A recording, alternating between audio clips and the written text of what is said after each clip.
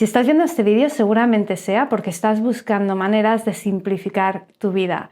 Hoy vamos a hablar de 5 hábitos que te la están complicando. Además, quería profundizar un poco en la psicología de estos hábitos para ayudarte a salir de ese círculo vicioso que siempre te lleva a repetir lo mismo. Si no me conoces, mi nombre es Sara y mi misión es ayudarte a simplificar tu espacio para que puedas dedicar tu tiempo a las cosas que más te importan. Si te gustan los vídeos sobre minimalismo, productividad y organización, te invito a que te suscribas para no perderte ninguno. Gracias.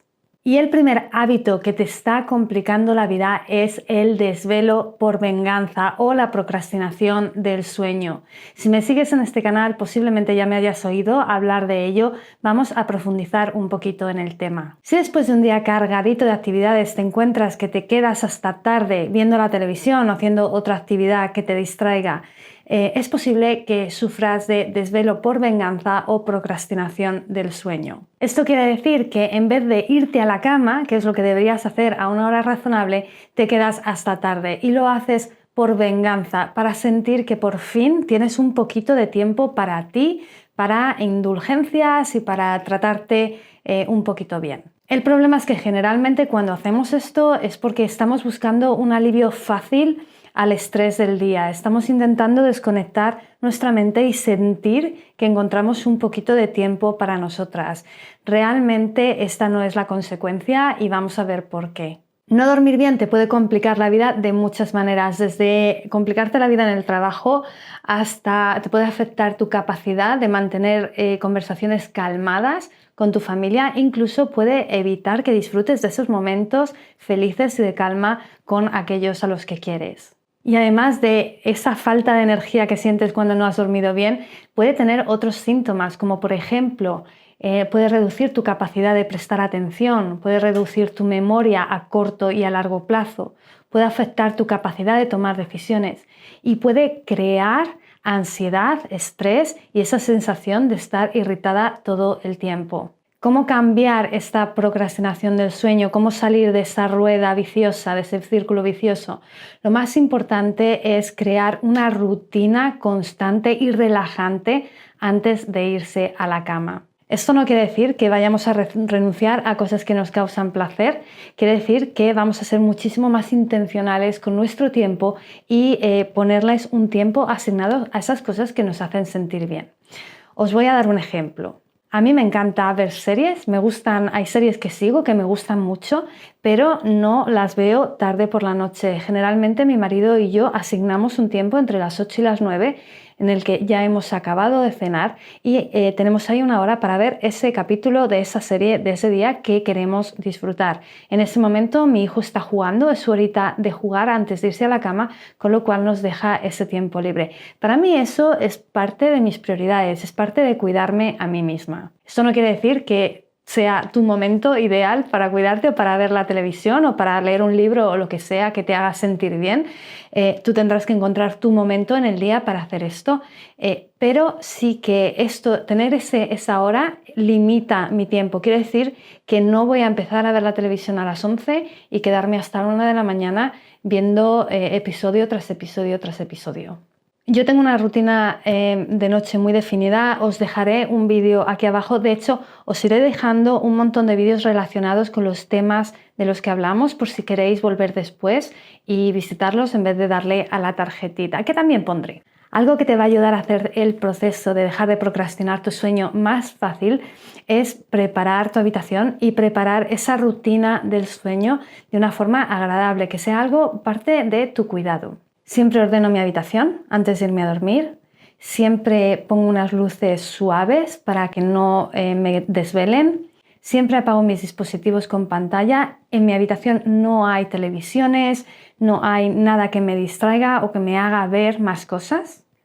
De hecho, mi teléfono suele estar bastante lejos de mi mesilla, lo pongo a cargar en el vestidor y así no tengo la tentación por la noche de mirarlo antes de acostarme, que es algo que te puede desvelar muy fácilmente. Incluso cuando te despiertas por la noche es muy fácil enganchar el teléfono y ponerte a verlo a las 2 o a las 3 de la mañana. Mi teléfono siempre está lejos. En conclusión, tener una rutina de noche que me ayude a evitar esa procrastinación del sueño o ese desvelo por venganza va a significar que mi día siguiente va a ser muchísimo más calmado, con menos estrés, menos sueño, menos agotamiento y va a resultarme un día muchísimo más fácil. En consecuencia, con el hábito 1 está el hábito número 2, que es levantarse siempre en el último minuto y darle al botón de repetir en la alarma. ¿Sabes esa sensación en la que suena tu alarma a la hora de levantarse y sabes que te tienes que levantar, pero es que tu cama es tan cómoda que al final le das al botón de repetir y te quedas hasta el último minuto? El problema es que darle al botón de repetir de la alarma nos complica mucho el día y os voy a explicar por qué.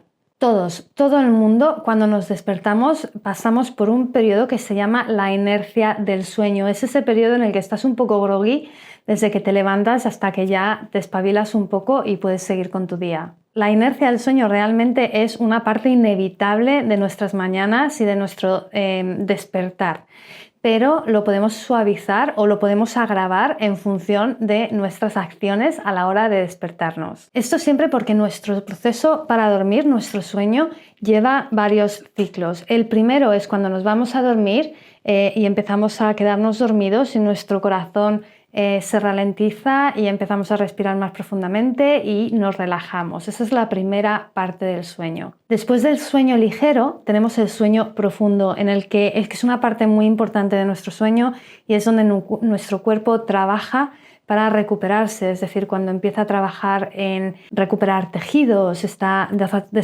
trabajando en nuestros huesos, fortalece nuestro sistema inmunológico. Es una parte muy importante de nuestro proceso al dormir. Y una vez que hemos salido de nuestro sueño profundo, pasamos al periodo de REM, Rapid Eye Movement.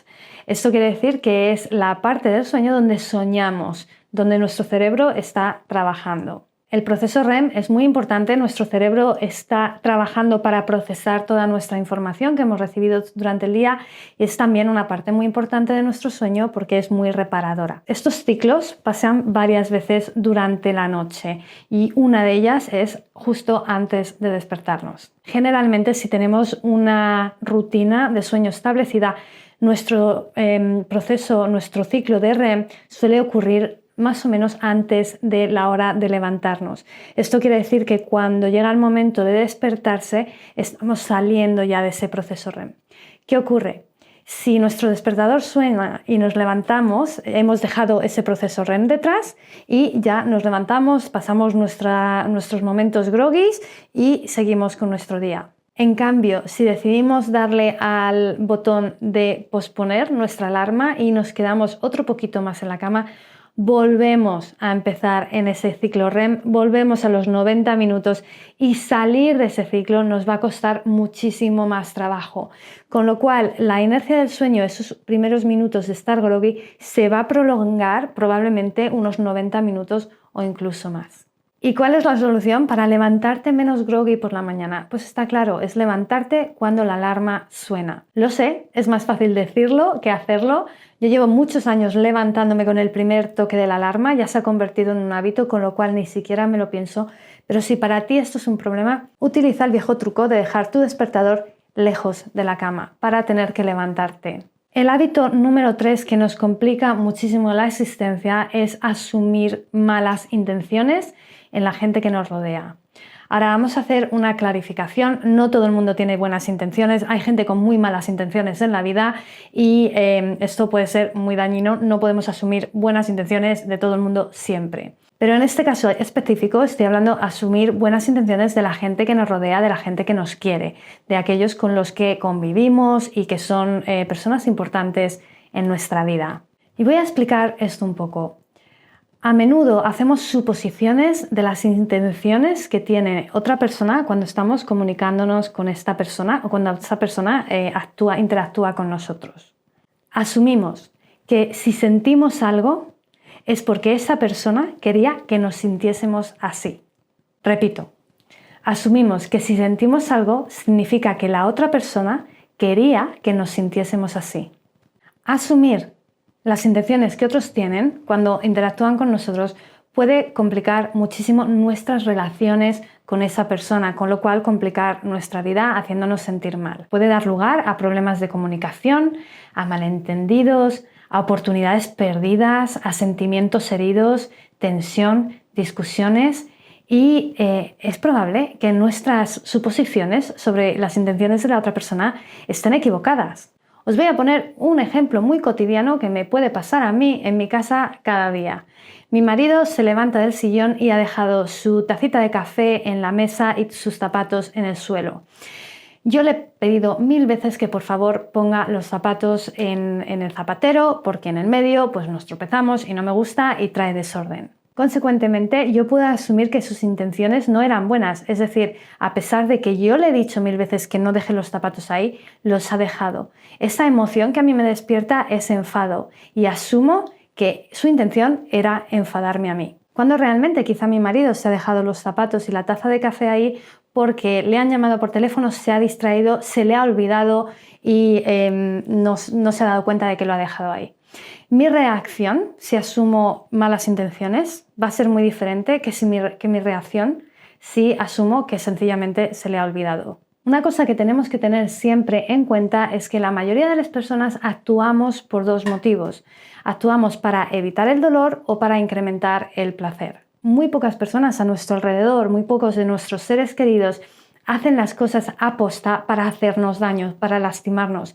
Incluso si nos hacen daño, probablemente sea porque actuaban con uno de esos dos objetivos en mente, aumentar su placer o evitar su dolor. Eso no quiere decir que tengamos que aguantar relaciones de abuso o relaciones tóxicas. Eso es un tema totalmente diferente. En este caso estamos hablando de relaciones con los seres queridos, con la gente que sabemos a las que les importamos y con las que hay una relación de amor, cariño y afecto. Tenemos que recordar que no todos vemos el mundo de la misma manera y que esta persona actúa con buenas intenciones en función de cómo ve esta persona el mundo y en función de esos dos efectos de aumentar el placer o evitar el dolor. Y sus acciones no tienen siempre que ver con cómo nosotros vemos el mundo. Si intentamos asignar intenciones a sus actos, lo que estamos haciendo es eliminar ese beneficio de la duda. Esa persona no actúa, tenemos que recordar que esa persona no actúa para hacernos daños a nosotros, sino actúa en función de cómo ellos ven el mundo y generalmente con buenas intenciones. Si te das cuenta de que no asumes buenas intenciones con los que te rodean, te recomiendo que empieces a preguntar ¿por qué has hecho esto? De buena fe, ¿por qué has hecho esto? O que empieces a mantener esa conversación abierta en lugar de asumir que esa persona ha hecho algo para herirte a ti. El cuarto hábito que te complica la vida es funcionar en autopiloto. Los seres humanos somos criaturas de hábito. Esto no es malo. De hecho, la comunidad científica piensa que los seres humanos tenemos que tomar unas 35.000 decisiones cada día. Imaginaros si tuviésemos que pensar en todas esas decisiones en nuestro día a día. Sería una locura. Siempre que pueda, nuestro cerebro va a intentar crear procesos y hábitos que nos simplifiquen esa toma de decisiones. Y esto lo va a hacer por supervivencia, porque sería agotador tener que tomar todas esas decisiones cada día. Y esto es fenomenal, es un logro evolutivo, es algo que nos beneficia muchísimo, pero también tiene consecuencias negativas. Es cuando empezamos a crear hábitos sin pensar que no nos aportan ningún beneficio. Cuando esta generación de hábitos empieza a colarse en aspectos de nuestra vida que no son tan positivos, puede tener un efecto o un costo emocional y físico muy grave. Puede afectar a nuestra salud emocional y mental y puede afectar a nuestra salud física. El problema de ir en autopiloto por la vida es que es como ir sonámbulo por la vida, dificulta la capacidad de tomar decisiones intencionales en áreas importantes de nuestra vida. En lugar de tomar decisiones conscientes sobre la ropa que usas, la comida que comes, las personas con las que pasas el tiempo, las cosas que compras, el trabajo que haces y los lugares a los que vas, acabas tomando decisiones siempre por defecto. Algunos ejemplos muy claros es comer sin hambre, comprar por hábito o incluso pasar demasiado tiempo entretenido en redes sociales. Si la mayoría de estos signos resuenan contigo, quiere decir que probablemente estés viviendo tu vida o partes de tu vida en autopiloto. Esto te complica muchísimo la vida porque acabas viviendo de forma reaccionaria, acabas reaccionando a lo que te pasa en vez de tomar decisiones intencionales. Lo bueno es que esto lo puedes cambiar, puedes empezar a tomar decisiones conscientes sobre las cosas que quieres hacer y las acciones que quieres tomar en tu vida y cómo quieres cambiarla. Y lo primero que tienes que hacer para conseguir dejar de vivir en autopiloto es crear una visión de tu vida, es decir, visualizar cómo quieres que tu día a día sea, sin fantasear. Escríbelo en un papel, escribe tu visión o crea una vision board si quieres, que te ayude a visualizar cómo quieres que tu vida sea. Tener estos puntos claros en tu vida te va a dar muchísima claridad a la hora de tomar decisiones y va a ser muchísimo más fácil entender si las cosas que estás haciendo te perjudican o te benefician o si están en línea con aquella visión que tú quieres tener. El quinto hábito que te complica muchísimo la vida es escuchar a tu crítico interno o a tu bully interno. Todos tenemos un crítico interno, es normal, es parte de ser humano y esto no es siempre malo. Tener un crítico interno es lo que nos recuerda que a lo mejor lo que estamos a punto de comer no es saludable o que estar sentados en el sillón no es la forma más productiva de pasar el día. El problema es que cuando este crítico interno, más que ser beneficioso, empieza a crear una mentalidad o un diálogo interno negativo. Esto puede resultar muy dañino a nuestra salud mental. Tu diálogo interno, cuando es negativo, cuando es tu bully, puede tomar muchas formas y hay que tener cuidado y entender cómo nos hablamos a nosotros mismos. Algunas de estas formas que puede tomar puede sonar como algo razonable. Por ejemplo, a mí esto de ordenar la casa se me da fatal, así que mi casa va a ser siempre un desastre. Es que no voy ni siquiera a intentarlo. O puede ser un diálogo bastante cruel. A veces nos hablamos a nosotros mismos de formas que no le hablaríamos a nadie. En plan, eres un desastre, tía, no sé ni para qué lo intentas. O puede ser una racionalización, puede ser algo que parece bastante realista, aunque no sea cierto. Bueno, mi casa es siempre un desastre, mi vida es un desastre, debe ser que yo no soy una persona organizada, soy un poco desastrosa. El problema con este diálogo interno es que nos limita muchísimo, nos puede producir que seamos menos capaces de tomar decisiones, menos capaces de aprovechar oportunidades que se nos abren, puertas que se nos abren y tenemos menos capacidad de capitalizar en estas oportunidades, tomamos menos riesgos cuando pensamos que no somos capaces de hacer algo. ¿Cómo cambiamos este diálogo interno negativo? Os voy a dar 3 tips ahora muy rápidamente, aunque os voy a dejar también un vídeo sobre creencias limitantes aquí abajo que os puede ayudar. La primera manera es atrapa a tu crítico. Intenta darte cuenta de cuando ese crítico, ese bully interno está en acción y no está realmente representando la realidad, es diálogo interno negativo. Recuerda que tus pensamientos y tus emociones no siempre están totalmente relacionados con la realidad. A veces las cosas están en nuestra cabeza. Tus pensamientos, como los de todo el mundo, van a estar caracterizados o tintados por tu estado de ánimo, por la influencia de los demás, por incluso tus propios prejuicios. Una manera muy efectiva de gestionar a este bullying interno es darle un nombre. El mío personalmente se llama Patricia. Lo siento mucho si hay alguna Patricia por ahí, no es nada personal. Al ponerle un nombre a tu bullying interno, lo estás separando de tu forma de ser, de ti mismo, de tu ser. Y esto quiere decir que puedes discutir con ese bullying interno. Para mí, cuando me noto que estoy hablándome mal a mí misma, pienso, bueno, ya está Patricia haciendo de las suyas, o tía Patricia, cállate ya.